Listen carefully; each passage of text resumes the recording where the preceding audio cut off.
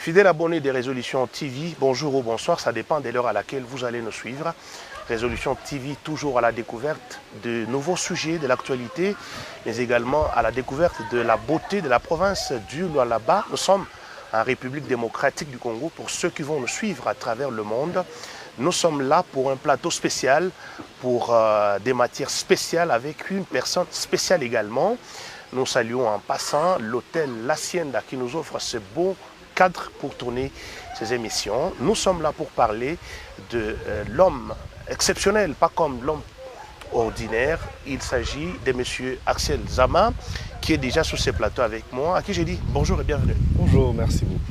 Je ne suis pas seul sur ce plateau, je serai accompagné par ma complice de tout le jour. Vous pouvez le constater depuis un temps, elle s'appelle Madame Rachel Ngoy, à qui j'ai dit bonjour et bienvenue. Bonjour, Monsieur David. Monsieur Axel, vous allez bien? Moi, je vais toujours bien, merci. C'est visible, même sur les visages, tout va bien. Alors, Axel Zama, un jeune de Kolwezi, de la province du Lualaba, un jeune Congolais, entrepreneur, ambitieux politique, un homme qui a une grande vision. Qu'est-ce qu'on doit savoir de plus sur vous? Bien, vous venez de tout dire. Je suis Axel Chizaou Zama. Je suis un acteur politique, je suis entrepreneur, je suis philanthrope, je suis encadreur de jeunes, je suis conférencier. Et puis voilà, je suis un enfant de Kolwezi, licencié en économie. Et puis voilà, c'est ça moi.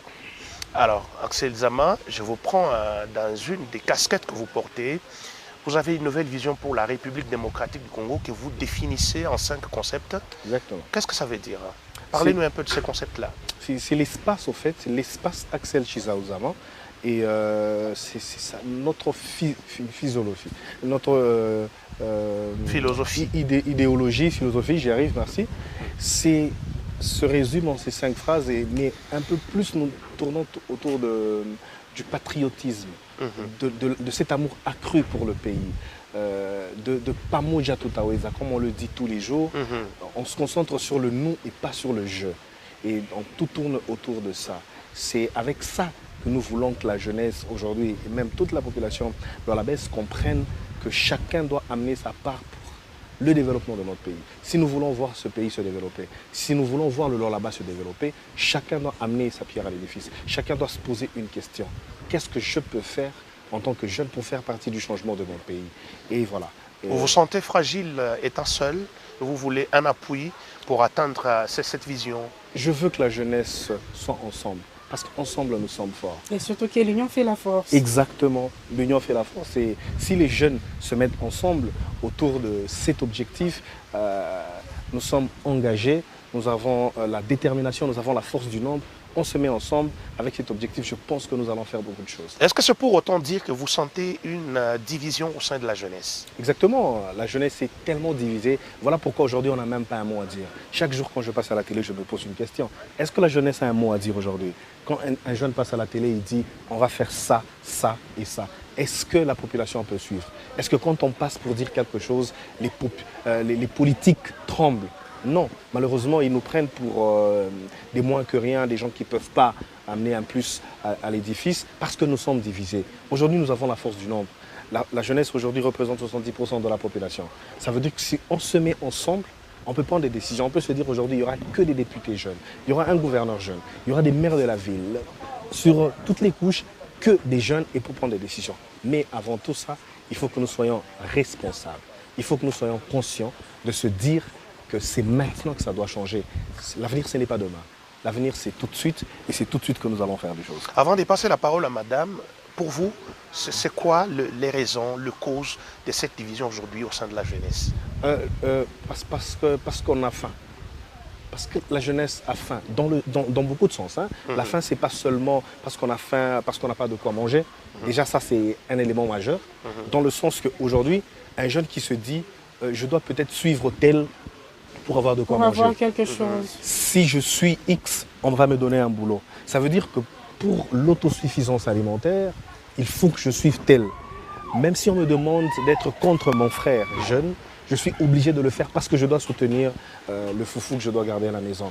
Ça, c'est un problème. Un pain malhonnêtement gagné. Exactement, mais aussi, les jeunes ne s'acceptent pas. les jeunes ont tendance à dire « Ah, lui là, je le connais, je l'ai vu grandir, pourquoi je vais le soutenir? Il va faire quoi? Il va aller où ?» Et à ce moment-là, on est complexé, on ne cède pas. C'est parmi les antivaleurs, hein? Exactement, ce sont des antivaleurs que nous devons être ensemble, nous devons nous accepter. Il y a un ami un jour qui me dit « Dans chaque génération, il y a un leader. Et il faut qu'on se mette ensemble autour de ce leader, le propulser et ensemble, nous allons construire quelque chose de grand. Mais si nous n'arrivons pas à nous mettre ensemble, si nous n'arrivons pas à nous accepter en tant que jeunes, nous avons des défauts, mais nous devons oublier les défauts, mettre les valeurs ensemble, nous fixer un seul objectif et faire en sorte de l'atteindre et changer ce pays. Voilà. Alors, si j'anticipe les choses, j'ai déjà une idée d'un message de l'unité, un message rassembleur, un message qui appelle les jeunes de toutes tendances, de toutes tribus, de toutes catégories, d'être autour d'un leader. Je ne sais pas si ce leader c'est Axel Zama ou c'est quelqu'un d'autre pour l'avenir. Chaque génération, nous pouvons être nombreux, mais sur ce tas-là, il y a un qu'il faut qu'on propulse. D'accord. Moi, je suis d'accord qu'on puisse accompagner un jeune aujourd'hui, moi ou pas, mais qu'on se mette d'abord ensemble. D'accord. Qu'on se dise, OK, on accompagne celui-là. Parce que s'il est gouverneur aujourd'hui, les autres seront ministres, auront des postes de responsabilité. Et puis ce n'est pas seulement en politique que nous pouvons faire changer les choses. Les gens peuvent être dans des entreprises publiques ou même privées. Autour d'un leader toujours. Voilà. De toute façon, aujourd'hui, nous sommes tous en train de faire l'entrepreneuriat. Nous sommes entrepreneurs. C'est aussi dans l'entrepreneuriat que nous pouvons faire changer les choses. Maîtriser l'économie de notre pays, c'est même ça le moteur du développement. Si l'économie est forte, nous avons le pouvoir d'achat. Aujourd'hui, notre économie est extravertie. Tout dépend de l'extérieur. On achète tout à l'extérieur. Notre monnaie n'a pas de pouvoir. Et on n'importe rien. Bon, carrément les minéraux, mais en état brut. On importe tout, mais on exporte les minéraux. Tout ce que nous avons... Ah, on importe, mais on n'exporte pas. Voilà. Non, on n'exporte que les minéraux. On importe tout. Le besoin primaire importé. Et ça, c'est très dangereux pour l'économie d'un pays. Alors, madame, on a aujourd'hui la chance de rencontrer un jeune ambitieux, un jeune qui a une vision claire et nette pour les futurs de la RDC. Vous avez une question à M. Alexandre? Effectivement, M. Arcel, pourquoi insister sur un amour réel au Congo? Parce que si on n'a pas d'amour, on ne va rien faire. Même dans un couple, même dans la famille, si on n'aime pas son partenaire, on peut lui faire du mal. Si on n'aime pas son frère, on peut lui faire du mal. Et aujourd'hui, nous, on refuse que le peuple congolais, que le jeune du Lualaba n'aime pas son pays. On doit aimer ce pays pour le développer. On doit aimer ce pays pour participer à son développement. On doit aimer ce pays pour le protéger. Aujourd'hui, moi, ça me fait très mal de voir des jeunes qui sont à l'aise pendant qu'à l'Est, ça brûle. C'est notre pays. En fait, c'est un corps. Il y a la main qui ne va pas bien. Et donc une partie de nous qui brûle. Et les autres membres fonctionnent normalement. Et pourtant, ça, c'est très dangereux. Et ça prouve à suffisance qu'on n'est pas unis. Il faut qu'on se mette ensemble. Il faut qu'on s'aime, qu'on décide d'avancer et dans ce sens-là. Et comment comptez-vous matérialiser votre vision? Déjà, en passant dans votre émission, il y a sûrement 2 ou 3 jeunes qui vont suivre, qui vont adhérer à la vision.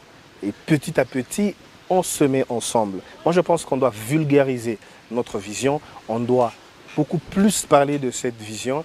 Et très important, les autres vont comprendre qu'il faut venir vers nous, des jeunes responsables, des jeunes conscients que l'avenir c'est tout de suite et que nous devons prendre des choses en main. Attendez, M. Arcel, d'où vous est venue cette idée? Je crois que c'est toute l'équipe. On a une très grande équipe.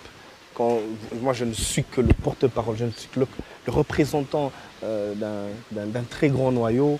Il y a des gens à gauche qui me poussent, fais ça, et voilà. Donc moi, je pense que c'est depuis que je suis tout petit, je suis dans mon entourage avec des amis très ambitieux, des amis qui m'aident, qui me poussent à atteindre mes objectifs et qui m'accompagnent sincèrement. Et vous êtes très sûr maintenant que les noyaux ont compris et que, de par ces noyaux, vous pouvez atteindre maintenant les autres. Exactement. Nous sommes en train d'y aller lentement mais sûrement. Alors dites-nous, vous avez déjà commencé des actions sur le terrain pour amener les jeunes à comprendre? Oui, on a beaucoup d'actions déjà. On a commencé il y a 1 an et demi avec, on a octroyé à la population 2 numéros verts de la police. On a compris qu'il y avait une sécurité accrue dans notre province ou dans notre ville, Kolwezi. Au lieu de parler à la télé, au lieu de dire, au lieu de se plaindre, nous nous sommes dit, c'est quoi la solution? Nous nous concentrons sur la recherche de solutions aux problèmes qui gangrènent la République démocratique du Congo, aux problèmes qui touchent le quotidien de l'Olabé. Alors on a donné le numéro vert de la police, on a eu beaucoup de témoignages, ça a aidé beaucoup de gens. Beaucoup de familles ont été secourues parce qu'ils ont appelé le numéro vert. Aujourd'hui, on dit que non, la ville est très sale, qu'est-ce qu'il faut faire? Il faut éviter de jeter des sachets partout. Qu'est-ce que nous on a fait? Au lieu de passer à la télé pour leur dire, on a mis à la disposition de la population des emballages en papier, voilà, pour lutter contre la salubrité dans notre ville. On prêche par des exemples, on fait des actions sur l'amour, sur la conscience, le patriotisme. On fait des conférences régulièrement en ligne, en présentiel, on les fait chaque... Et ce sont des actions à mettre dans l'actif de votre fondation? Parce que j'ai entendu parler d'une fondation portant votre nom. C'est deux au fait, c'est différent dans le sens que l'espace Axel Chizaouzama, c'est là qu'on parle d'idéologie, ça c'est politique. Il y a notre philosophie, il y a notre idéologie, notre projet de société. Mais de l'autre côté, il y a la fondation Axel Zama qui n'a rien à voir avec la politique. On prend en charge les enfants de la rue, on fait des actions, on a un très grand projet. Construire un centre de rééducation et de réinsertion pour les enfants de la rue. On veut faire notre petit Kanyamakasese ici sur place. Faire en sorte que ces enfants puissent avoir un espoir, puissent être utiles à la société. Ça, c'est notre combat. Parce qu'aujourd'hui, les gens nous disent non, quand vous faites des actions avec les enfants de la rue, c'est pour votre visibilité politique. Moi, je dis non. C'est parce que j'aime ma fille, mon fils, ma femme. Quand je dis ma femme, je ne dis pas ma femme. C'est clair. Voilà, c'est la femme, c'est la femme qu'on le Le langage est imagé. Exactement. Ça veut dire aujourd'hui, quand un Koulouna grandit, cet enfant grandit sans amour, sans affection. Quand il grandit, il peut faire du mal facilement à quelqu'un parce qu'il se bat pour suivre. Il se bat pour... Il n'a pas de soutien. Il n'a pas de soutien. Il se sent Il abandonné. n'a pas de cœur en fait. Il n'a pas d'affection. C'est quelqu'un qui peut facilement tuer sans avoir mal. Alors pour prévenir tout ça, au lieu d'attendre et chercher des solutions, tout ce qu'on fait, nous, c'est aujourd'hui prendre soin de cet enfant, lui donner une chance, peut-être qu'il sera utile à la société. Moi, je connais des gens qui ont commencé par la rue, ils ont été pris par les prêtres, et puis aujourd'hui, c'est un grand monsieur et il est utile à la société. C'est ce que nous voulons faire dans la fondation Axel Zama, mais dans l'espace Axel Chizaouzama, là, c'est le patriotisme, là, c'est le Pamonja Totaoueza, là, c'est le nous, pas le je. Voilà. Monsieur Axel, est-ce que les jeunes adhèrent facilement à votre vision? Petit à petit, il y a beaucoup d'adhésions chaque jour parce qu'ils ont compris que nous devons nous mettre ensemble, parce qu'ils ont compris qu'ensemble nous sommes forts, parce qu'ils ont compris que dans une tête, il y a toujours très peu que dans deux.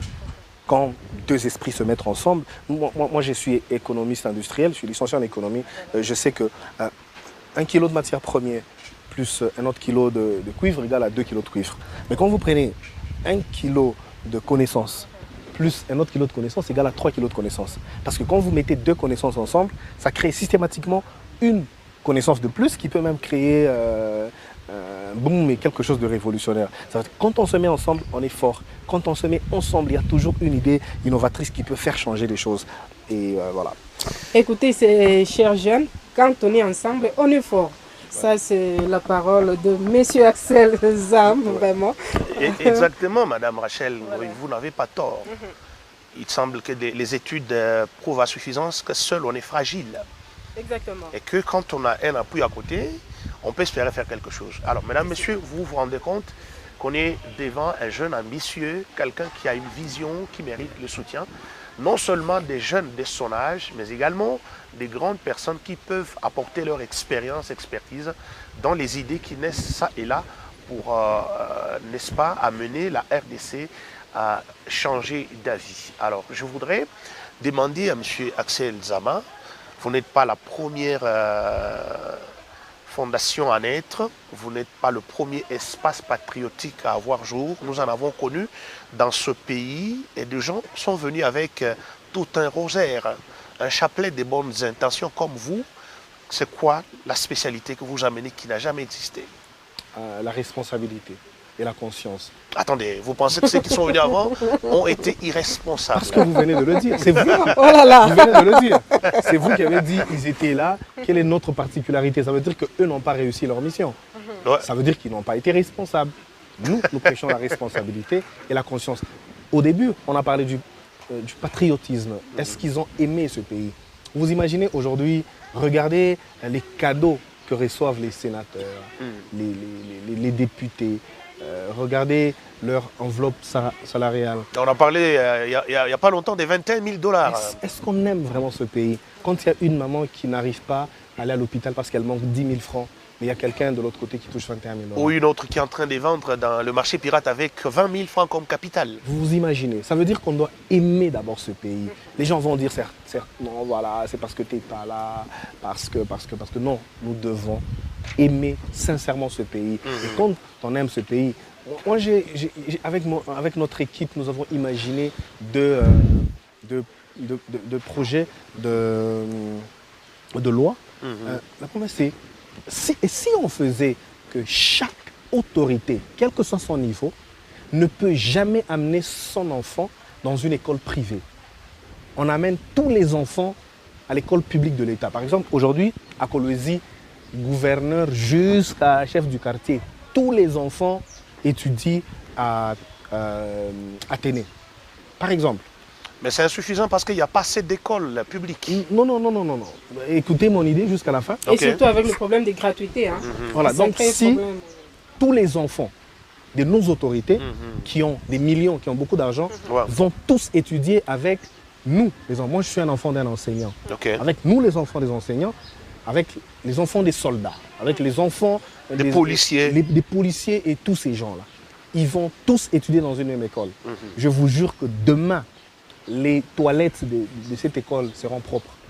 Les bancs seront modernisés. Rénovés. Parce que les autorités vont se dire, ah, mon fils va aller à cette école. Quelles sont les conditions dans lesquelles il va étudier? Les conditions seront améliorées au bénéfice de ces enfants-là qui ne peuvent pas atteindre être exposés. On prend un autre exemple, c'est par exemple les soins de santé. Aucune autorité ne va aller se faire soigner à l'extérieur. Tout le monde a Moyenge. Et l'enfant d'un policier et l'enfant de la grande autorité, tout le monde se fait soigner à Moyenge. Vous allez remarquer que Moyenge va rayonner. C'est bien modernisé. Hein? Ah oui, parce que tout le monde va se dire, si je ne fais pas bien mon travail, demain, je vais me retrouver sur ce lit qui n'est pas propre. Je vais me retrouver dans une condition où la technologie n'est pas de pointe. Et voilà, je veux cet équilibre-là. Nous voulons que le policier qui fait la sécurité d'une autorité puisse avoir une vie meilleure. Puisse jouir de son travail. Exactement. Aujourd'hui, l'agent de sécurité, le chauffeur, il a un sérieux problème à la maison parce que ses enfants n'étudient pas. Ses enfants ne se font pas soigner correctement comme les autres. Et puis lui-même, il est locataire. Quand il conduit une autorité, mais il est stressé. Il peut connaître un accident. Le gars qui fait votre sécurité, s'il n'est pas bien, ça ne va pas. Vous vous mettez vous-même en danger. Donc je veux qu'on travaille sur cet équilibre-là pour que la population, pour qu'on crée une classe moyenne sociale. Ce n'est pas normal avec toutes les richesses que nous avons au là-bas, qu'il y ait des milliers de jeunes qui n'ont pas de boulot. C'est inconcevable. Ça veut dire qu'il y a une classe très riche et une autre classe très pauvre. Et ça, c'est inacceptable. Il n'y a pas de transition entre les deux classes. Il n'y a pas de transition entre les deux classes. Donc on doit travailler sur cet équilibre-là pour permettre à tous ces jeunes qui ont des ambitions, qui ont une vision pour que le là-bas rayonne, d'entrer en jeu. Voilà, monsieur Axel, selon vous, quel est le vrai problème qui bloque le Congo? Et c'est l'homme congolais ou bien autre chose qui bloque ces décollages du pays? C'est l'homme congolais. Mais au fait, c'est très complexe. Premièrement, c'est l'homme congolais parce qu'il est très envieux. Il ne veut pas que les autres évoluent. Il s'aime lui-même. Il a des intérêts mesquins. Il se concentre sur lui-même, sa famille, et c'est tout. Il ne peut pas accepter l'autre parce que l'autre est de telle tribu. Il ne peut pas accepter l'autre parce qu'il n'est pas de sa famille. C'est la grande il n'est pas de sa province. Oui. Ça, c'est très dangereux. Donc, nous devons d'abord commencer par nous aimer. Le patriotisme, nous là. Travailler nous-mêmes d'abord. Nous travailler nous-mêmes. Et à ce moment-là, nous pouvons faire des grandes choses. Mais aussi, malheureusement, dans ce pays, il y a des autorités qui ont eu le pouvoir en passant par des gens de l'intérieur et de l'extérieur. Ça veut dire qu'ils ont les mains liées. Ils n'arrivent pas à faire quelque chose de bien parce que derrière eux, il y a des gens qui décident. Il se sent rédévable envers celui qui lui a donné les postes. Oui, Exactement. malheureusement, il y a des accords comme ça. Et vous allez dire, mais quand tu nous parlais de tes projets, on pensait que tu pouvais faire ça, mais pour avoir le pouvoir, il est passé par des circuits pas trop clairs. Et voilà, il est rédévable et ça n'avance pas. Donc on doit se concentrer sur ce petit souci, trouver des solutions, aller dans la vraie politique où l'homme est au centre des intérêts, où toutes les richesses du Lualaba profitent au Lualabé. Moi, je ne dis pas que le Lualabé, c'est celui qui est né au Lualaba, non. Le Lualabé, c'est celui qui habite le Lualaba.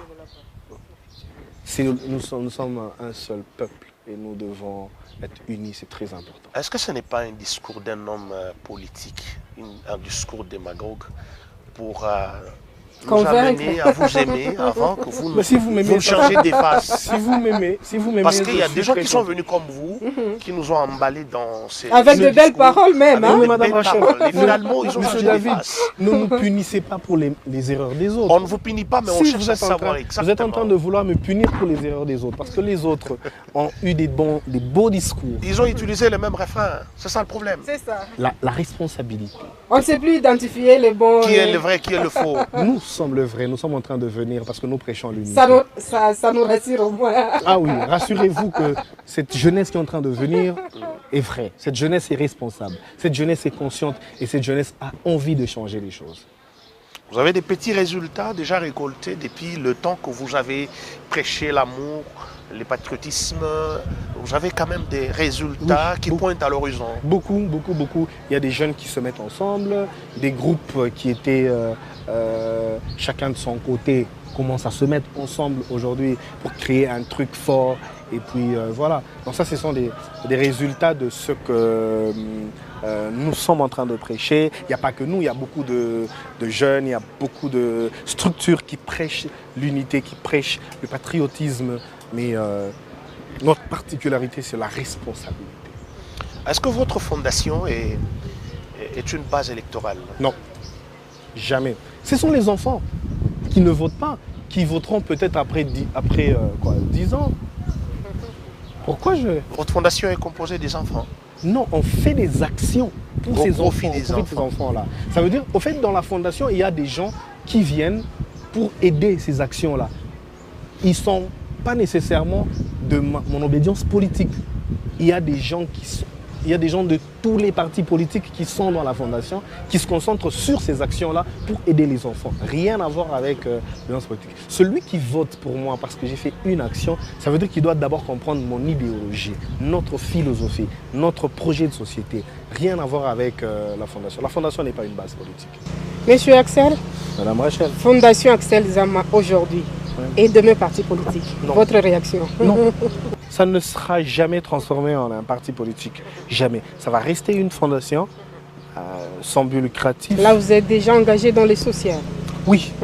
Et nous avons l'espace Axel Chiza-Ozama où on peut discuter. C'est vraiment politique et la fondation est apolitique. Vous allez remarquer que si vous nous voyez en train de faire une réunion de la fondation, vous allez voir des têtes que vous connaissez, mais tel et de tel parti, tel et de tel autre parti. Mais nous nous mettons ensemble sur un seul objectif. Rien à voir avec la politique. Monsieur Axel, quelles sont vos relations avec les autorités locales? Ce sont mes parents, mes grands frères, mes grandes sœurs. J'ai des très bonnes relations avec les autorités. Je dois apprendre d'eux. Si je veux être comme ces autorités un jour, je dois apprendre d'elles et surtout être à l'écoute de ce que ces autorités font. Est-ce que ça veut dire que vous entretenez des bonnes relations? Des bonnes relations. On a de très bonnes relations. Et vous ne voulez pas nous dire aussi que ces autorités interviennent à un certain moment en appui pour les bénéfices des enfants? Il n'y a pas une main noire derrière votre fondation? Il n'y a pas une main noire d'une autorité qui nous donne de l'argent pour la fondation? Non. Parce que vous êtes orgueilleux, vous ne voulez pas tendre la main aux autorités? Non. Ou parce qu'eux-mêmes ne trouvent pas l'intérêt dans ce que vous faites? Non, nous quand on a une action, on lance partout sur les réseaux. On met le numéro. Celui qui veut. On a d'ailleurs des donateurs anonymes. Quelqu'un qui dit, je vous envoie par exemple 20 $ pour payer les chaussures pour un enfant de Moussonoï, par exemple. Et il ne dit pas son nom. Okay. On a des gens comme ça. Nous, on ne va pas vers les autorités pour leur dire, on a une fondation, on veut prendre des enfants en charge, donnez-nous. Vous allez même remarquer que sur nos affiches, nos cotisations, c'est de 1 à 5 $. 5 $. On n'a pas besoin de faire une lettre pour aller voir une autorité pour 5 $. Là, ce sont les membres qui cotisent. Exactement, vous avez tout dit. Alors, ce sont les membres qui cotisent. Dites-nous, M. Axel, vous avez des ambitions politiques. Oui. À quel niveau voulez-vous servir la nation? Moi, je vais être président, Premier ministre. J'allais dire ça. je veux aller très loin. C'est pas possible. C'est très possible. J'ai la foi. Moi, j'ai une foi sans fissure. J'ai une foi inébranlable. Je crois en Dieu et je sais que la vie et la mort appartient au pouvoir de la langue. Je vous dis, mais ma langue prophétise des choses. Ne confesse que la positivité. Je vous dis, je suis tellement positif que nous allons y arriver. Tôt ou tard, nous allons y arriver et les futures générations parleront de nous. Waouh!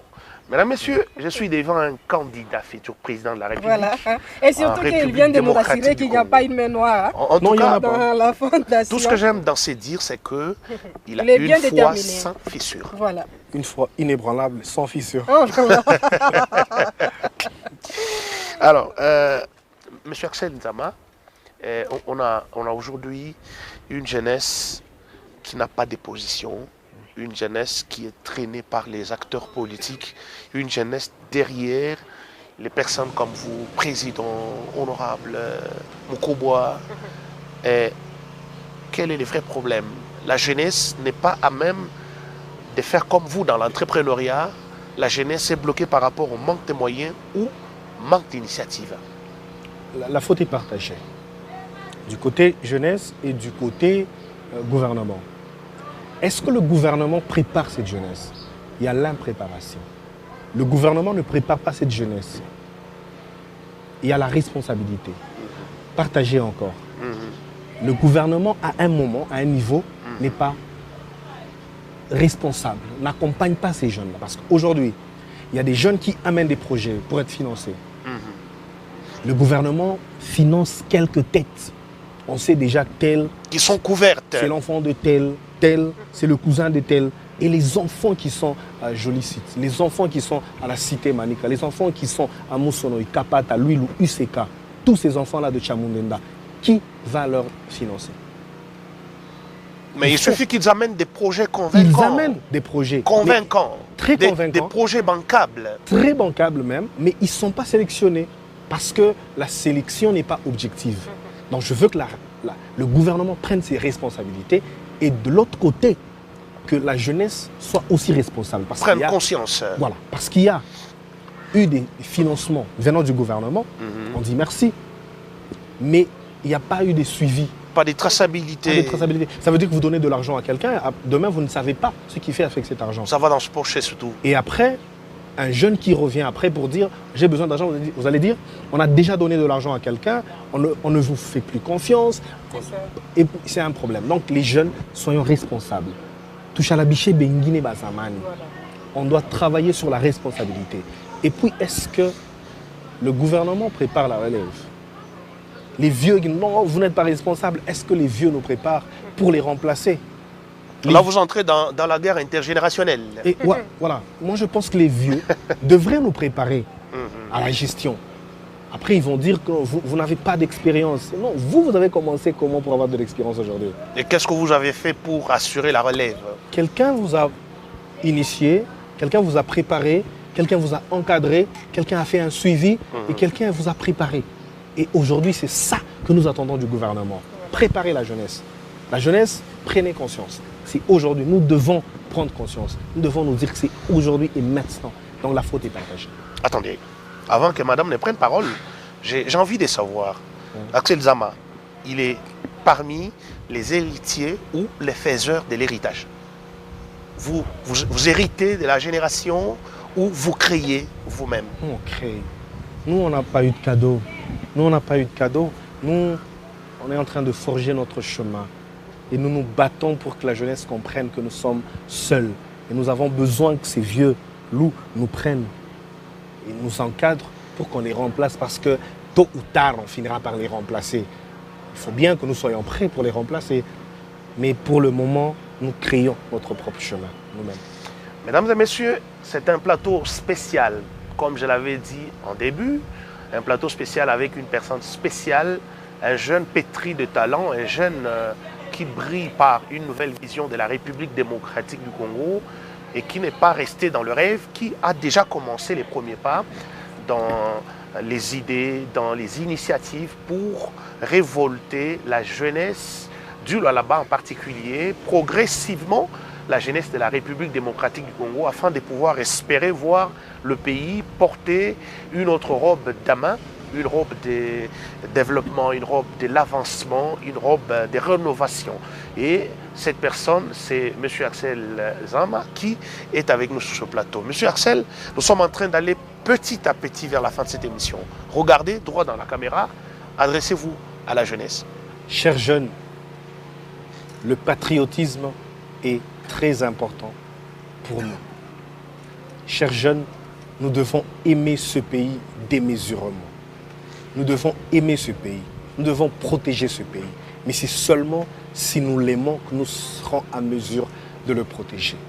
Chers jeunes, nous devons refuser le jeu parce que c'est seulement ensemble que nous pouvons faire des grandes choses. Mettons-nous ensemble parce qu'ensemble nous sommes forts. Mettons-nous ensemble, soyons responsables, soyons conscients, refusons des antivaleurs. Soyons des jeunes qui se posent juste une question. Qu'est-ce que moi, jeune, je peux faire pour faire partie du changement de mon pays? Qu'est-ce que moi, jeune, je peux amener pour que mon pays se développe demain?